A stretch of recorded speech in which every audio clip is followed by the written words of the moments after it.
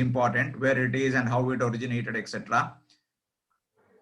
So now, so if you look at the history of our data protection and things like that, in 2000 it started with the Information Technology Act. Then in 2006, those who are in the lending domain knows what is as credit information regulations and things like that. That is the credit bureau and things like that came in 2006. In that also, there were a lot of instances of discussing about CIC regulations where data privacy was talked about. And in 2008, the entire Information Technology Act of 2000 was revamped, and we had what is called a Section 43A. So Section 43A is most important section as far as it talks about sensitive personal data protection, sensitive personal data or information that needs to be protected. So as on date, if you ask me, is there any law which talks about protecting sensitive data? The answer is yes. It is there till such time the new data protection bill comes. Then in 2016, we had what is called the Aadhaar Act, where also it talked about a lot of things as far as your privacy of Aadhaar data is concerned. Then anybody knows this old man at the bottom? Can anybody identify this great personality at the bottom? No. He is Puttu Swami. Yeah, Ravi Shankar Prasad, huh? No, the first one. He's the oldest voter.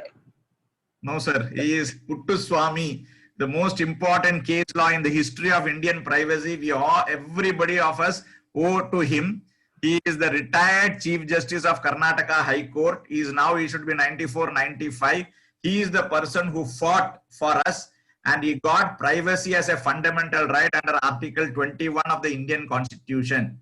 So in March 2018, there was a historic judgment which told privacy is a fundamental right. And also, if you see, 2018 was a landmark year across the globe also, because the most popular guideline in European Union, which is called the GDPR, was enacted around May 25th. It came into action. As far as India is concerned, then about data privacy and data protection, TRAI came out with the guidelines. Then we had Mr. B.N. Sri Krishna committee. That was the most important committee of B.N. Sri Krishna committee. They came and he gave his views, and he presented what is called as the Personal Data Protection Bill 2018 to the government. Then what happened? The government did not place it in the parliament. Then finally in 2019, Ravi Shankar Prasad presented it to parliament on 11th December 2019. 2019 internationally also another landmark, because in one of the 50 states of US, we had what is called as California Consumer Privacy Act.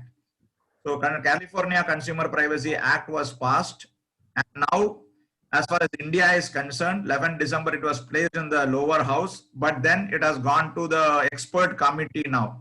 So it is not even passed as an act. The expert committee has met 6-7 times. Maybe in the next session of parliament, this data protection bill converting into an act, and once it becomes an act, there will be a lot of action as far as we are concerned. In the meantime, a lot of people have gone to the government and told, why only personal data protection? Why not we also have non-personal data?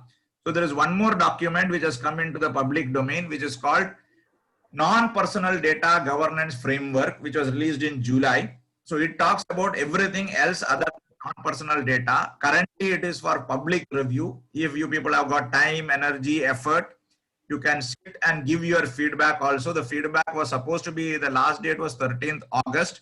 Now they are extended to around 13th of September. I have already given my feedback, around 10 to 12 points I have given. This is the entire history of our data privacy. So now if you talk about personal data protection, please mute themselves when anybody is speaking. Okay, now, so we have got, if you look at the personal data protection bill, which is being placed in the parliament, it has got 14 chapters and 98 sections. Just like Negotiable Instrument Act, bankers swear by it. Now we will have to swear by this, and we will all have to know this either today or tomorrow. There are 98 sections across 14 chapters and one schedule.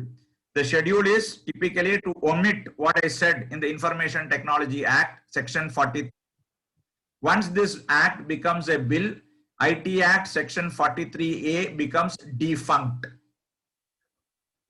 Now, so before we enter into this, we have to know some key jargon. So maybe your technology people, operations people, there are few jargons to understand the Personal Data Protection Bill. One is called de-identification. One is called re-identification.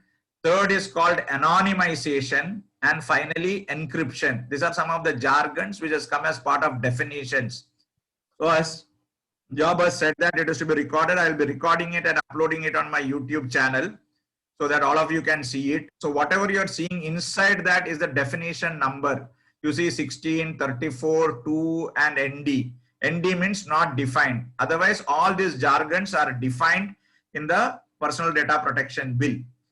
So to give a practical example of what is de-identification, all of us are using Aadhaar. There is something called a virtual ID. Now, those people who are using the 12-digit Aadhaar, you can also generate what is called as a virtual ID. That is one example of de-identification. Similarly, there is something called UID token, which is coming at the back end for every Aadhaar request. Then those people are in the PCI domain, payment card industry. All of them know the primary account number now in NFC cards and things like that. Your primary account number is now not transmitted across the network. It is tokenized at the point of entry and only the token is going. So these three are typical examples of de-identification. The beauty of de-identification is all de-identified data can be re-identified. But an anonymized data cannot be brought back to the original state. So those who are in from the technology perspective or the technology domain, they will know there is something called SHA-256, SHA-512, RSA. There are a lot of algorithms based on which you can convert a data into anonymized data. So for example, I have put some string here of my mobile number with some variable. Okay, so if you do this, you can see there the SHA is generated from that fixed length SHA. It is very, very difficult to get back your original number. And if you look at Personal Data Protection Bill, it very clearly says anonymized data is not applicable. The personal data protection is not applicable to anonymized data. And then there is a technical concept of what is called as encryption. So these are the key jargons as far as technology is concerned. We need to understand based on the foundation in which the Personal Data Protection Bill is done. Now, the saddest part of this is for BFSI, we know we have got RBI, we have got SEBI, we have got IRDA, we have got PFRDA. Has anybody heard about PFRDA in this group? This is the first time I'm hearing it. How many of you have got Yes, I heard. and anybody has got NPS account? Yes. Okay, the regulator for NPS is PFRDA, which is Pension Fund Regulatory Development Authority. Okay, so even though we have subscribed to NPS, we do not know who is regulating it. Then we have got National Housing Bank, which is now going to RBI. Then we have got NABARD. Now with this new bill, you will have Data Protection Authority of India. So one more regulator, so one more MIS, one more employment generation opportunity. Now, if you read the non-personal data protection, these people are telling one more regulator called Non-Personal Data Protection Authority of India. So you will have how many regulators? I do not know. So I have recommended to the government, please don't create two more regulators, create only one, which is a generic one, which is called Data Protection Authority of India. Okay, now another important definitions which we need to understand, that this is also laying a foundation. Whatever we are discussing is all foundation for you to understand and do deep dive into personal data protection. The first definition is data principal. So as I already said, customer is the data principal. Then we have got data fiduciary. Typically the banks and the NBFCs and the insurance companies will all be called data fiduciary. And then there is something called data processor. So if you send your checkbook printing to Manipal Group, or you get your cards, personalized cards generated and dispatched to the customer directly, there will be also data processors. Now within data fiduciary also, they have classified into 4 categories. One is called significant data fiduciary. The second is small entity. Third is guardian data fiduciary. So typically, if you look at significant data fiduciary, are those organizations which are generating huge volume of personal data. So definitely the entire BFSI will come under that. Then you have got what is called as a small entity, like your GST 1 crore turnover less is called as MSME, or a small entity where the regulations are relaxed. Similarly, here also, if your number of footfalls, number of personal data you are sharing is less, so you will be treated as small entity, your regulatory requirements will be less. And then they also classified what is called as guardian data fiduciary. Just like you have got the Byju's of this country, the schools are also collecting a lot of information of children. So wherever children's data is concerned, it will be classified as guardian data fiduciary. If there is a guardian data fiduciary, the controls are different. If you are a small entity, the controls are less. And if you are significant data fiduciary, the controls are more. And one who is not among these 3 are called other data fiduciaries. So this is how the entire structure of understanding the various stakeholders in the entire ecosystem of personal data protection. Okay, this is a very, very important slide to understand what is personal data. So again, as we discussed, personal data can be classified into 3. One is sensitive personal data, one is critical personal data, and one which is neither sensitive nor critical is personal data. So actually we have got 3 categories. And sensitive personal data, they have given you strict 11 definitions. So the personal data protection has given you the 11 definitions. Anything other than this 11 will be treated as personal data, not sensitive personal data. So we cannot have our own definitions of what is sensitive personal data. So let us quickly look at which are the 11. I specifically showed you FICO because even FICO score, the first category is financial data. So your customer's account number, bank balances, his credit score, everything comes under financial data. The second one is health data, which is also treated as sensitive personal data. Then you have got the Aadhaar card or your driving license or the passport. This is called, technically called official identifier. So this is also sensitive personal data. Then the fourth one is called sex life, and the fifth one is sexual orientation. Both of them I have put in yellow because the government has not defined it in the act. So there is no clarity of the exact definition of what sex life constitutes of or what sexual orientation is. The seventh data, sensitive personal data element is biometrics. So your iris, your fingerprints, etc. will be treated as sensitive personal data. Then you have got DNA database, which is typically an example of genetic data. Then you have got what is called as transgender status. Then you have got what is called as intersex status.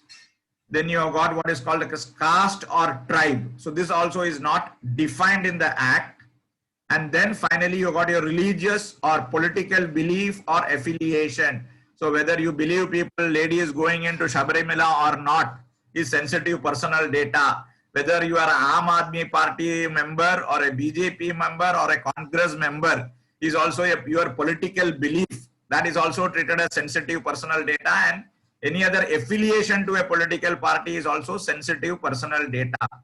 So if the data is sensitive, based on the definition itself, we know we have to give additional safeguards and precautions to these data elements. Now, the next topic which is discussed in this is your 8 sections as far as the data principles are concerned. So you have got what is called as lawful purpose. You have got what is called as purpose limitation, what is called as collection limitation. You have got your notice, you have got quality, you have got retention of personal data, you have got accountability and consent. Out of this, notice and consent are the most important aspects. Even though all 7 are important, notice and consent are 2 very critical important reasons, because there are huge penalties imposed for non-compliance to this. What are the penalties? We will see in the penultimate slide. So whenever you are processing this data, These are the 7 pillars under which you have to process your data. Due to paucity of time, I will only take notice and consent. Now, one of the most important and interesting aspects of notice is this: the individuals or entities, including other data fiduciaries or data processors with whom such personal data may be shared, if applicable. So very, very important aspect. So when a customer walks into a typical bank or a mutual fund, I will take an example of a mutual fund. Can anybody tell me, when you sign up with a mutual fund, that mutual fund shares data with how many entities? Maybe 2 or 3 people can tell me. 5, 6, 7. Yes, Rupchand. Rupchand, how many people? You can unmute yourself. Speak. Yeah, sir, they share the data with the RBI SEBI, I think. No, is it? Give me, And, give me count. 6, 7, 8, 9. That's all I want. 5, 6, 7, 8. One count I want. Well, I really don't know, sir. Sorry. Okay. Maybe 16. Yes, Narendra? 16. 16. Okay. Anybody else? Any other figures? Rajsekhar? Yeah. How much? We simply sign, we never count. We never think where all the data is going. Okay, Yeah. I'll show you. Okay. Okay, so I will lower it. So if you look at it, first when you sign up, your data goes to what is called as the KRA. Okay, so you have to KYC registration authority, your data goes. Then from there, it also goes to what is called as CKYC registry. So once you give a mutual fund application form, your data first goes to KRA, then it goes to KYC registry. Then if you are doing a mutual fund online through the broker, it can go to BSE and NSE. Even though you account with NSDL and CDSL, even if you are a mutual fund customer without any capital market, not buying shares and stock broking, still your mutual fund data goes to CDSL and NSDL, because they are giving you what is called as a consolidated statement. So when you get a consolidated statement without you, the AMC or the RTA sharing it with them, it's not possible. The RTA is another point. How many of you have seen this? I do not know. Even your new 26 AS will also have your mutual fund high value transactions. How many of you are aware of it? Yes, no? So now we will not do ना, इसीलिए पता नहीं. Okay, so you should also know, as per 26 AS, your mutual fund data is also going to the income tax authority. Okay. 10 lakh and above, no? 10 lakh and above. Yes. So when you are giving notice, you have to give this notice to the client. Your mutual fund data you are giving me, I am going to send it to this entities. That is a prerequisite of the personal data protection. That is one. The second most important thing, can you tell me anything from this clue? I have shown you something on the right hand side. Can anybody guess what is it I am trying to communicate? It has to be multilingual. Yes, yes. The notice has in the language understandable to the customer. So if you are opening an account in Tamil Nadu, Thoothukudi or Mayavaram or Mailaduthurai, the consent and notice should be in that local language, because he may not understand Hindi. So this is increasing your paperwork. So if you are in Bengal, you have to give it in Bengali. And now there are typically, you have got 4 types of notices. One is if you are doing on the website, you will have your privacy notice. You will also have your cookie notice. I don't know how many of you are using cookies. Now recently one company was fined under GDPR because the cookie notice was not proper. So you have to give your terms and conditions. You have to give your community guidelines. You have to give your share chat privacy policy. And then you also have to give what is called as your cookie policy. If anybody has seen cookies, which is variable cookies, I do not know in this group. Has anybody seen what's a mandatory cookies and voluntary cookies? If you go to new sites, which is in the European Union, they ask you which all cookies you want to use, which all cookies you do not want to use. So there's something basically. Cookies. Yes, sir. Yeah, 3 options are coming: functional cookies and some other Yes. advertisement marketing All cookies. mandated because of regulation, sir. Okay, this one company was penalized for not giving cookie consent properly. Okay, now the 2 sides of the coin, as I said, one is the notice, So notice should be in multiple languages, understandable, specific, clear, blah, blah, blah, blah. And all list of laundry lists. So if you're a bank is thing, I give you a mutual fund example. If it is a bank thing, you are sending it to printer, you are sending it to credit bureaus, you are sending it to NSCL if he is a borrower. So you will have to make a laundry list. I am sending this data, this 10 people or 15 people. So that is going to increase your paperwork. So one side is the notice. The second side is the consent. Consent is very, very important from the client. So you cannot have your implicit consent is not a valid license. If you do not get back within 30 days, it is implied that your contact details are correct. Is no longer applicable. Terms and conditions have to be clear. It should be freely given. And in certain cases, consent is not applicable, which I will show you in the next slide. In those cases, notice, however, has to be given. So where are the cases where consent is not required? I will tell you. Before that, there is another concept called consent manager. So those on the BFSI sector, please understand this is called account aggregator or a consent manager principle. So as far as this is concerned, so if you want to give a consent, it is not necessary that you need to go always to the bank where you want to modify your consent. You can walk into your nearer neighbor who is an account aggregator. Anybody is interested, NBFC account aggregator rules have been given by RBI. So as per this, account aggregators will be typically consent managers. They will manage your consent separately and then pass on the data or share the data across various organizations. This is going to be huge. Data business is going to be a huge business for future. Okay, now where consent is not required, these are the 6 cases or 5 cases where consent is not required. One is an employer-employee relationship. So if you want to terminate an employee, you cannot go to the employee and tell, sir, I want to terminate you. Please give me consent to take your data. So in personal department or HR department, specific activities like attendance, performance appraisal, termination, etc., the consent is not required. Consent is also not required when you are going to, the state is giving you some services like ration card and things like that. If you want to get ration, your personal data needs to be processed, consent is not required. If there is a notification by the Supreme Court, suppose you have to attach Mallaya's property, Kingfisher Mallaya's aircraft you want to attach, you cannot go to Mallaya and say, give me consent, I want to attach your property. That is not going to happen.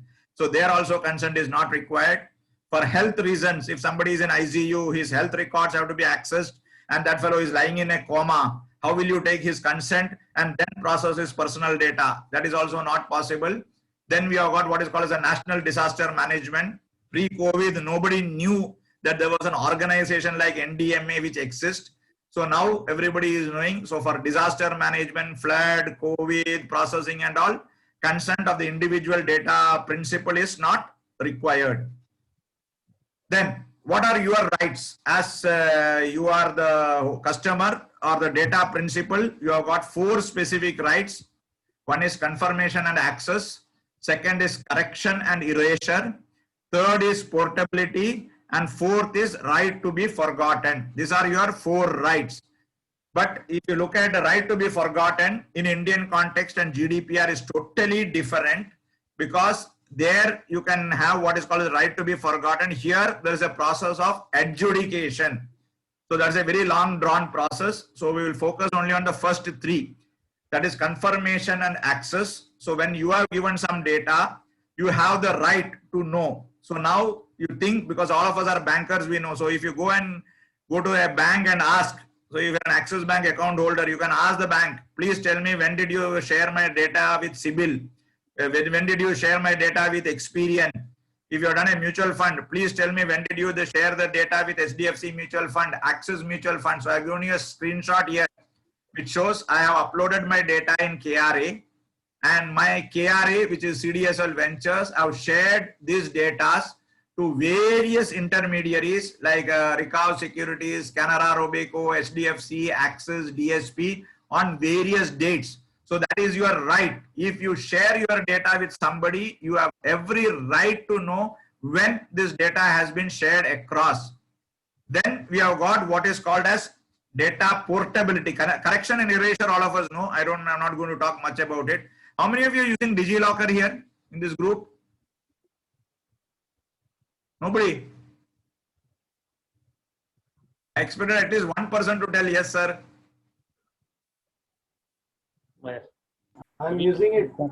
I'm Okay. using it. DigiLocker, Okay, I'm using it. Very good, very good. So if you go into DigiLocker, you can see you can download your PDF, you can download your XML, and you can download your JSON also of your driving license, of your vehicle number, etc. So suppose tomorrow you're going to take a loan with the Tata Capital or some other NBFC vehicle loan, all that if they ask you, give me vehicle details, you can go to DigiLocker and send them an XML file or a JSON request. That itself is a best example of data portability. So that is also one of your rights. Data portability is the eKYC of the Aadhaar. If anybody has got mAadhaar app, you want to open an account with any bank or organization, from the mAadhaar app, you can send the eKYC to the bank, which will go to the bank in an XML format, and bank cannot ask further questions. Based on that XML format, they should complete your process of identification. Okay, now, so 2-3 new other concepts also we need to know as far as this is concerned. So first is what is called as a security safeguards. So every organization has to have technical controls in the form of de-identification, then other steps, then encryption we also discussed. Now, this is a very, very important concept of data trust score.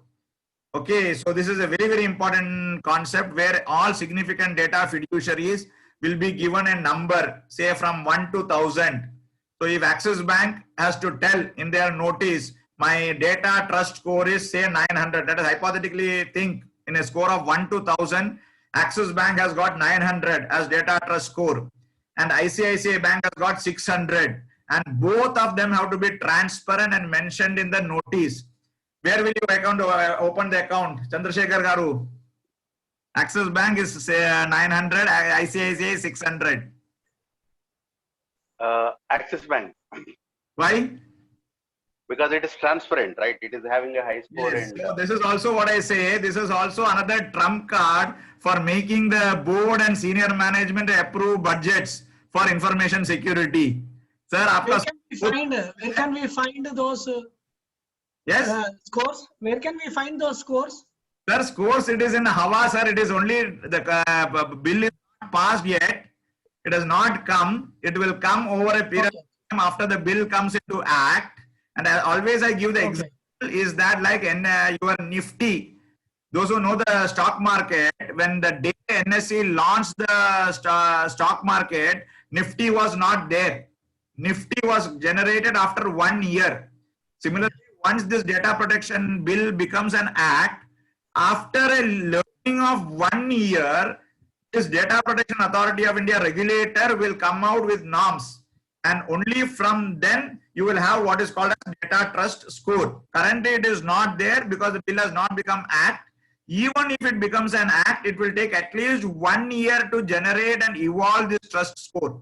And this is very, very, very something very unique across the globe. I have studied so many privacy acts. Nowhere in the world we have got what is called as data trust score. This is India's uniqueness.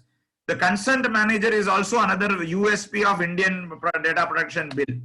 And finally, you have got what is called as data protection officer. So those who are looking at a lot of carrier change, lateral movement and all, the best place to be now in the next 3 to 4 years is data protection officer. So there are a lot of certifications, exams and all on privacy. You can take those exams and be geared up to become a data protection officer or a data protection auditor. Now comes the most important part to summarize is huge penalties are being defined for non-adherence to these guidelines. So there are 2 types of penalties. It is called type 1 and type 2. Type 1 is 2% or 5 crores, whichever is higher of the total turnover. Please mind you, quote unquote, it is not your revenue, it is your turnover. So if you are a bank, if you are having deposits and advances, turnover may be treated as advances plus deposits. Over that, you will get 2% of the global turnover. That is very important, or 5 crores, whichever is higher, is type 1. and type 2 is 4% or 15 crores. So there are specific sections which have been given. I will just read it out to you. So like you have not appointed a data protection officer, or you have not conducted annual data audit, or you have failed to register with the authority. Every significant data fiduciary will also, just like they are registering with RBI, all significant data fiduciaries have to register with the authority, that is DPAI. If you don't register yourself, there will be a penalty. These are all 2 crores. And notified to take and prompt and appropriate action in response to data security breach. That is one category of penalty. The second category of penalty is processing of personal data in violation of provision so and so, that is your data subject rights, etc. Adhere to security safeguards and transfer of personal data outside the country. So it is 15 crores or 4%. So this is what I want to sensitize all of you is, unlike your IT Act, here the penalties have been defined very clearly and it is too huge for organizations to take the risk. Now I leave the floor open for any question and answers. This is in a nutshell what I can talk about personal data protection.